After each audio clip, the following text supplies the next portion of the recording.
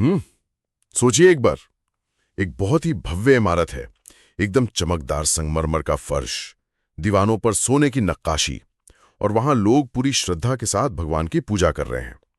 लेकिन जब उसी इमारत के एक शांत कोने में जाते हैं जहां उन भगवान के रचे गए महान शास्त्रों की अलमारियां हैं, तो पता है वहां क्या है? चूहों ने बिल बना लिए हैं। बिल्कुल, उन अनमोल पन्नों के बीच चूहों और बिल्लियों के बच्चे पल रहे हैं। महान ज्ञान के वे पन्ने धूल फांक रहे हैं। और ये कोई कल्पना नहीं है, बल्कि एक बहुत ही कड़वी ऐतिहासिक सच्चाई है। अक्सर माना जाता है कि ज्ञान किताबों में, या अगर आज की भाषा में कहूं तो किसी सुरक्षित हार्ड ड्राइव में महफूज रहता है। हाँ, लेकिन हमेशा ऐसा होता नहीं है। सही कहा। तो आज की इस गहरी चर्चा में हम यही समझने वाले हैं कि ज्ञान का असली रूप क्या है, और जब उस ज्ञान की उपेक्षा होती है तो क्या होता है। एकदम सही विषय।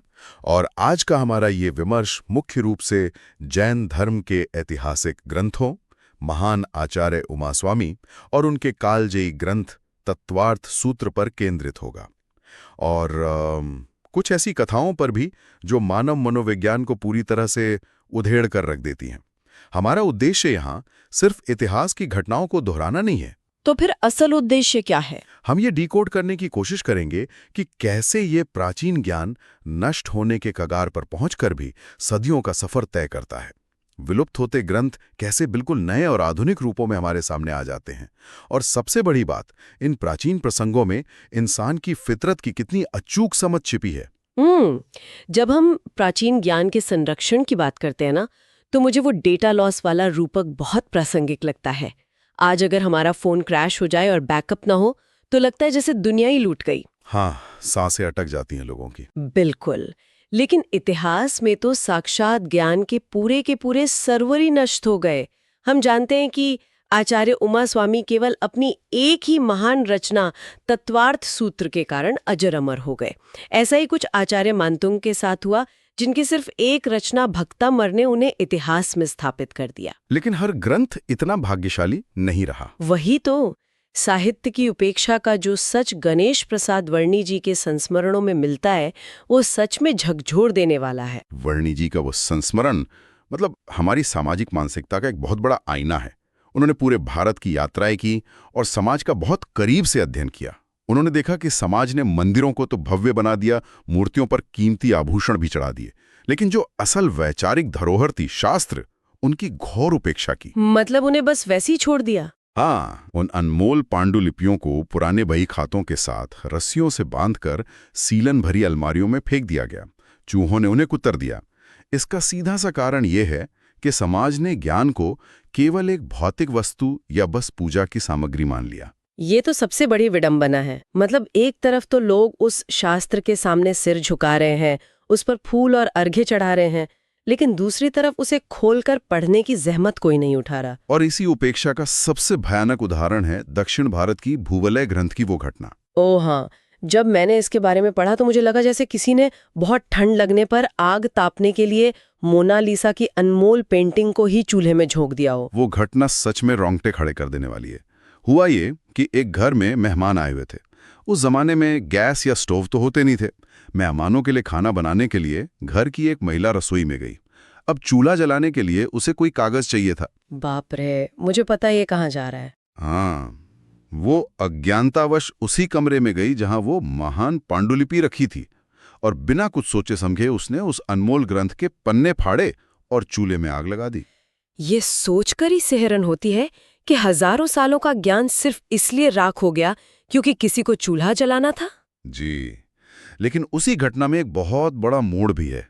संयोग से उस दिन तेज हवा चल रही थी और चूल्हे से एक आधा जला हुआ पन्ना उड़कर बाहर बैठे उन मेहमान के पास आ गिरा। अच्छा, फिर क्या हुआ? वो मेहमान कोई आम व्यक्ति नहीं थे, बल्कि एक बड़े विद्वान थे। उन्होंने जब उस पन्ने पर लिखी गूढ़ गणितीय और दार्शनिक रचना को पढ़ा तो वो सन्न रह गए।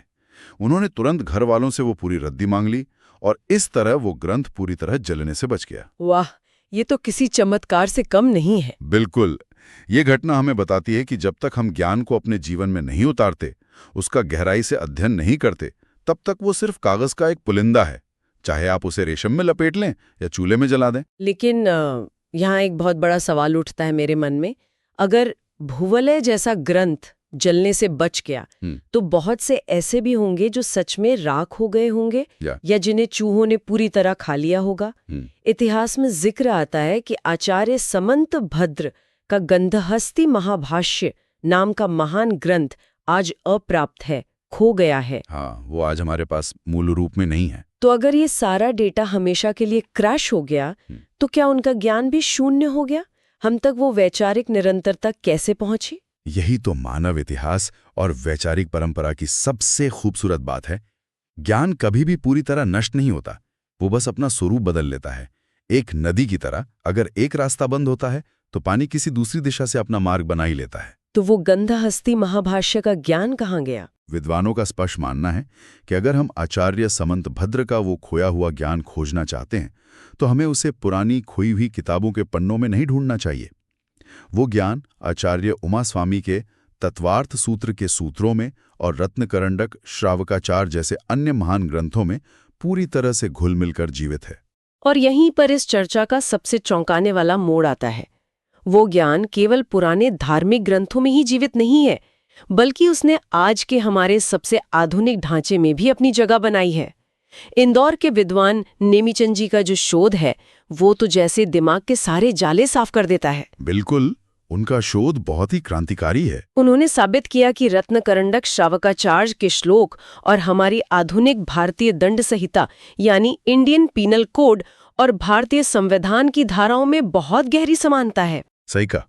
जब भारतीय संविधान की ड्राफ्टिंग कमेटी काम कर रही थी तो उसमें जैन दर्शन के प्रकांड विद्वान भी शामिल थे और उन्होंने कोई धार्मिक एजेंडा नहीं थोपा, बल्कि न्याय के सार्वभौमिक सिद्धांतों को सामने रखा। एक मिनट, मुझे यहाँ थोड़ा पुशबैक करने दीजिए।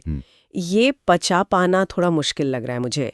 एक प्राचीन धार्मिक ग्रंथ जो मोक्ष और तपस्या की बात करता है, उसका सीधा प्रभाव हमारे आज के आपराधिक कानून या संविधान पर कैसे हो सकता है? ये सवाल उठना लाजमी है। मतलब दोनों की दुनिया तो बिल्कुल अलग है ना? हाँ। क्या ये सिर्फ एक संयोग नहीं हो सकता? ये संयोग बिल्कुल नहीं है। इसे ऐसे समझिए कि एक आदर्श समाज कैसे चलना चाहिए। अपराध असल में क्या है? प्राचीन आचार्यों ने केवल कर्म को नहीं बल्कि इरादे को भी परिभाषित किया था, जिसे हम भाव कहते हैं। अच्छा, इंटेंट। हाँ, इंटेंट। जैसे आधुनिक कानून में इरादतन हत्या यानी मर्डर और गैर इरादतन हत्या यानी मैनस्लॉटर के बीच फर्क किया जाता है। ठीक उसी तरह प्राचीन जैन ग्रंथों में हिंसा को संकल्पी हिंसा जो जानबूझकर की गई हो और आरंभी हिंसा जो जीवन जीने के दौरान अनजाने में हुई हो, इन दो भागों में बांटा गया है। अरे वाह, ये तो बिल्कुल आधुनिक न्यायशास्त्र जैसा है। बिल्कुल, न्यायशास्त्र का ये इतना बारीक वर्गीकरण है जो सीधे तौर पर आज के कानूनों के साथ मेल खाता है। सत्य, न्याय और अहिंसा ये सिद्धांत किसी एक धर्म तक सीमित नहीं है, ये तो यूनिवर्सल कोड है। तो ये वैसा ही हो गया जैसे किसी प्राचीन सॉफ्टवेयर का मास्टर कोड आज के सबसे आधुनिक ऑपरेटिंग सिस्टम के बैकग्राउंड में चुपचाप चल रहा हो और हमें पता भी ना हो। एकदम सटीक एनालॉजी दी है आपने। वो ज्ञान समाज के नियमों और देश के संविधान में अपना रास्ता खोज ही लेता है। ये जानकर के इन विचारों की जड़ें इतनी गहरी हैं, ये समझना और भी जरूरी हो जाता है कि इन मूल सूत्रों को लिखने वाले लोग कौन थे, उनका जीवन कैसा था। चलिए तत्वार्थ सूत्र के रचयिता आचार्य उमास्वामी की ही बात करते हैं। उमास्वामी जी का जीवन बहुत ही प्रेरणादायक है। मैंने पढ़ा है कि वे आचार्य कुंदकुंद के पट्टे शिष्य यानी मुख्य शिष्य थे, लेकिन जो बात मुझे सबसे ज्यादा हैरान करती है वो है उनकी उम्र। उन्होंने केवल 18 वर्ष की उम्र में मुनि दीक्षा ले ली थी और उनकी कुल आयु 84 वर्ष थी। जी हाँ, 18 वर्ष। आज के समय में 18 साल की उम्र क्या होती है? युवा ये तय नहीं कर पाते कि उन्हें कौन सा करियर चुनना है, और उस उम्र में उमास्वामी ने पूरे संसार की वास्तविकता को डिकोड कर लिया था। उनका जीवन साधारण नहीं था और इसी असाधारण तपस्या के कारण उनके साथ कई रिद्धियां यानी अलौकिक क्षमताओं का भी जिक्र आता है। हाँ, मैंने भी पढ़ा कि उनके शरीर से स्पर्श होकर आने वाली हवा इतनी पवित्र होती थी कि वो हलाहल विष को भी अमृत बना देती थी। मतलब अगर किसी मृतप्राय व्यक्ति को वो वायु लग जाए तो वो जीवित हो सकता था और वे आकाश में भी गमन कर सकते थे। लेकिन ईमानदारी से कहूँ तो ये सब सुनने में किसी फैंटेसी फिल्म या तिलिस्म जैसा लगता है। क्या हमें इसे सच में अक्षरिक रूप से, मतलब लिटरल मीनिंग में लेना चाहिए? क्या वे सच में हवा में उड़ते थे? देखिए, ये एक बहुत ही तार्किक सवाल है। भारतीय परंपरा और विशेषकर जैन दर्शन में चमत्कार कोई जादू का खेल या हाथ की सफाई नहीं है। तो फिर ये क्या है? जब कोई व्यक्ति अपना पूरा जीवन घोर तप, संयम और पूर्ण अहिंसा में व्यतीत करता है, तो उसके भीतर एक विशेष प्रकार की ऊर्जा या पुण्य का संचय होता है। ये रिद्धियां उसी ऊर्जा का प्रकटीकरण है। वे इन शक्तियों को पाने के लिए तपस्या नहीं करते। मतलब ये उनका लक्ष्य नहीं होता? बिल्कुल नहीं। ये क्षमताएं उनके गहरे ध्यान और आत्मविशुद्धि का महज एक बाय प्रोडक्ट हैं। जब इंसान का मन पूरी तरह से शांत और विकार रहित हो जाता है तो उसकी उपस्थिति मात्र से आसपास का वातावरण, यहां तक कि भौतिक तत्व भी प्रभावित होते हैं। इसे आप एक तरह का आध्यात्मिक विज्ञान कह सकते हैं। ये नजरिया इसे काफी तर्कसंगत बनाता है। और अगर हम उनकी करुणा की बात करें तो उनके नाम गृध्र पिच के पीछे की कहानी मुझे सबसे ज्यादा मानवीय लगी। मुनि अपने साथ मयूर पंख की पिच्छी रखते हैं ताकि चलते या बैठते समय छोटे जीवों की रक्षा की जा सके, है ना? जी बिल्कुल। तो एक बार आंधी आई और उमा स्वामी जी की पिच्छी पेड़ गिरने से नष्ट हो गई। अब बिना पिच्छी के वे आगे कैसे बढ़ें? जीवों की रक्षा कैसे हो? तब उन्होंने देखा कि पास ही गिद्ध के कुछ पंख गिरे हुए हैं। यही तो सबसे अद्भुत बात है। एक ऐसा पक्षी जिसे दुनिया अशुभ मानती है, जो मरे हुए जानवरों का मांस खाता है, उसके गिरे हुए पंखों को उन्होंने उठाया और उसी से अपनी पिच्छी बना ली। यही उनकी महानता थी। ये तो कचरे से सोना बनाने का चरम उदाहरण है। एक मुनि ने उस अशुभ माने जाने वाले पक्षी के पंखों का उपयोग पूर्ण अहिंसा और करुणा के लिए किया। यही तो एक सच्चे मुनि की दृष्टि होती है। वे वस्तु में गुणदोष नहीं देखते, बल्कि उसकी उपयोगिता और अपने संयम को देखते हैं। ये घटना उनके जीवों के प्रति असीम प्रेम का प्रमाण है। लेकिन संयम और वैराग्य ऐसी चीजें नहीं हैं जो बस कोई किताब पढ़ने से अचानक आ जाती हैं। हम अक्सर सोचते हैं कि ज्ञान हासिल करने से वैराग्य आता है, लेकिन जब मैंने हरिवंश पुराण की वो कहानी पढ़ी तो मुझे समझ आया कि वैराग्य वास्तव में जीवन की सबसे कड़वी, सबसे डार्क सच्चाइयों का आमना सामना करने के बाद पैदा होता है। हरिवंश पुराण की वो कथा सच में मानव मनोविज्ञान का ऐसा चीरहरण करती है जिसे सुनकर कोई भी विचलित हो सकता है। बिल्कुल। उज्जैनी के 8 डाकू भाइयों की वो कहानी किसी डार्क साइकोलॉजिकल थ्रिलर से कम नहीं है। 8 भाई हैं।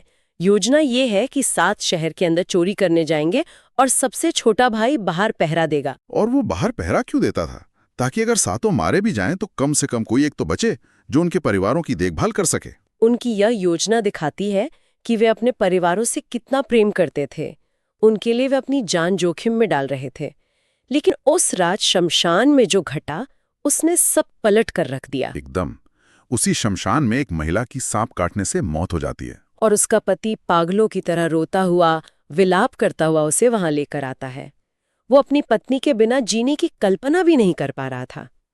संयोग से वहां एक रिद्धिधारी मुनि ध्यान में मग्न थे। हाँ, और उन मुनि के प्रभाव से वो महिला अचानक जीवित हो जाती है। अब वो छोटा डाकू भाई जो अंधेरे में छुपकर ये सब देख रहा था, उसके दिमाग में एक विचार आता है।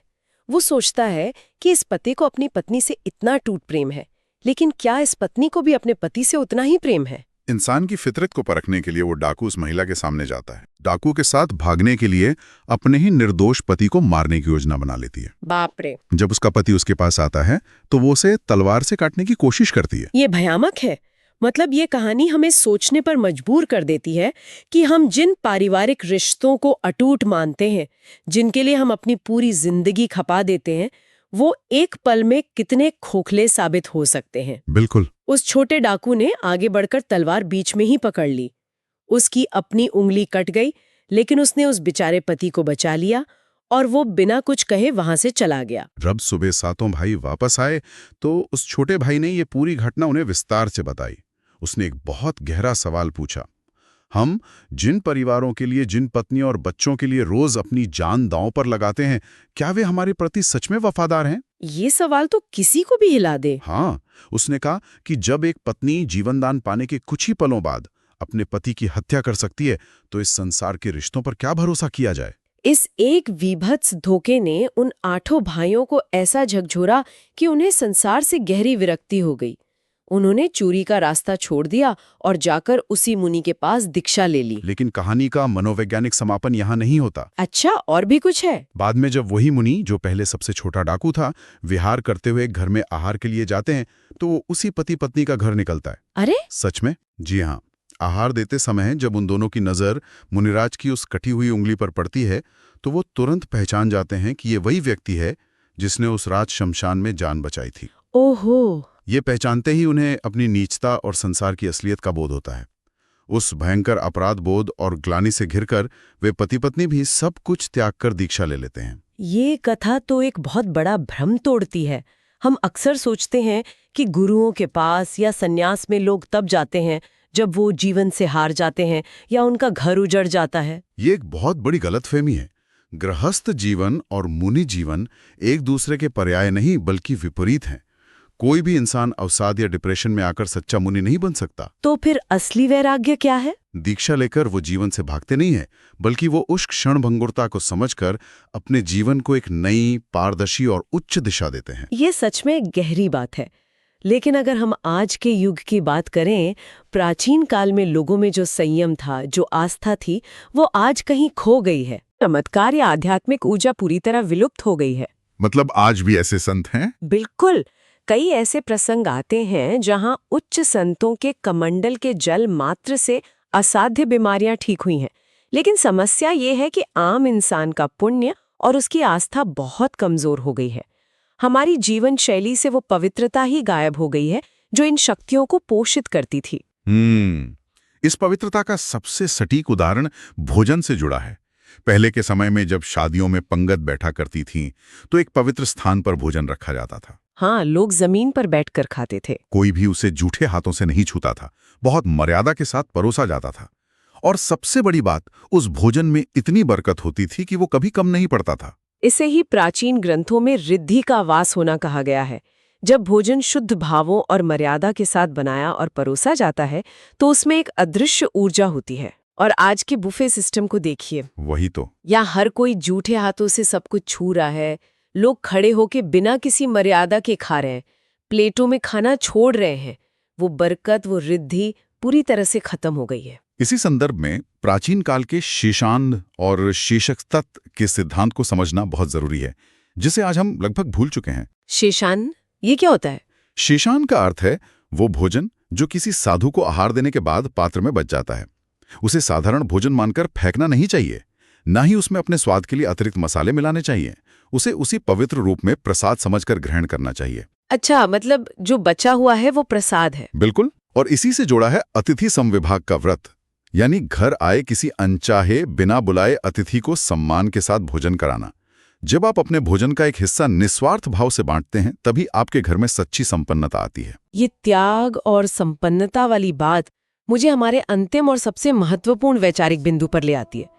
इस पूरी चर्चा में एक शब्द ने मेरे सोचने का नजरिया ही बदल दिया, और वो शब्द है मुमुक्षु। मुमुक्षु शब्द की आम धारणा क्या है आपके हिसाब से? यही ना कि जो व्यक्ति मोक्ष पाना चाहता है उसे मुमुक्षु कहते हैं। यही सबसे बड़ा भ्रम है। अगर आप मोक्ष की चाह रखते हैं तो वो चाह भी तो अंततः एक इच्छा ही है, और जहां इच्छा है वहां मोक्ष कैसे हो सकता है? ये तो मैंने सोचा ही नहीं। संस्कृत व्याकरण के अनुसार मुच धातु का अर्थ होता है छोड़ना या मुक्त होना। इसलिए मुमुक्षु वो नहीं है जो मोक्ष पाना चाहता है, बल्कि मुमुक्षु वो है जो इस संसार को, अपनी बुराइयों को, अपने मोह को छोड़ने की इच्छा रखता है। मोक्ष बाहर से लाकर घर में सजाने वाली कोई वस्तु नहीं है। अगर मैं इसे आज की ही भाषा में कहूँ तो ये बिल्कुल वैसा ही है जैसे आप अपने घर में बहुत सारा नया और सुंदर फर्नीचर लाना चाहते हैं, लेकिन आप अपने घर का पुराना कबाड़ बाहर निकालने को बिल्कुल तैयार नहीं है। बहुत ही सटीक उदाहरण है। मोक्ष कोई नया सॉफ्टवेयर या एप्लीकेशन नहीं है जिसे आप डाउनलोड करके हासिल कर लेंगे, बल्कि ये तो अपने पुराने बोझ, पुरानी आदतों, मोह और अहंकार की करप्ट फाइलों को हमेशा के लिए अनइंस्टॉल करने की प्रक्रिया है। जब तक आप पुरानी फाइलें हटाएंगे नहीं, सिस्टम हल्का कैसे होगा?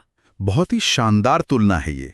जब तक आप भीतर का कचरा खाली नहीं करेंगे, नया प्रकाश प्रवेश कर ही नहीं सकता। एक पुरानी कथा में पूछा गया था कि कौन सा नगर बसा हुआ है और कौन सा उजड़ा हुआ। क्या जवाब था इसका? इसका उत्तर ये था कि जिस नगर में, जिस घर में त्याग नहीं है, अतिथि का सत्कार नहीं है, वो नगर चाहे कितना भी आलीशान क्यों ना हो, आध्यात्मिक दृष्टि से वो उजड़ा हुआ ही है।